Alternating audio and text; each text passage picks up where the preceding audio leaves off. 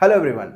आज मैं आपको बताऊंगा difference between simple interest and compound interest. जैसा कि आप सभी को मालूम है, the interest theory deals with time value of money.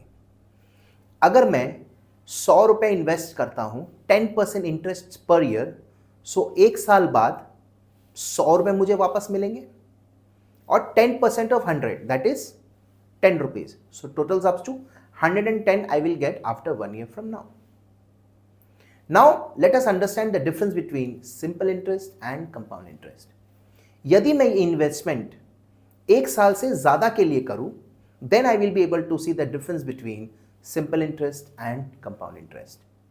Simple interest में एवरी ईयर जो हमें इंटरेस्ट का कॉम्पेंसेशन मिलता है वो ओरिजिनल अमाउंट इन्वेस्टेड पे मिलता है, जो कि हमारे एग्जाम्पल में 100 रुपीज है।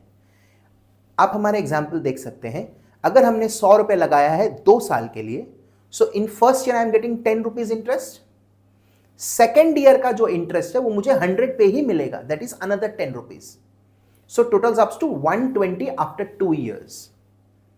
यही अगर मैं कंपाउंड इंटरेस्ट के केस में देखूं तो वहां पे फर्स्ट ईयर मुझे 10 रुपीज का इंटरेस्ट मिला, सेकेंड ईयर प्रिंसिपल भी इन्वेस्ट होगा और इंटरेस्ट भी इन्वेस्ट होगा। It means the principal for year 2 interest will be 110।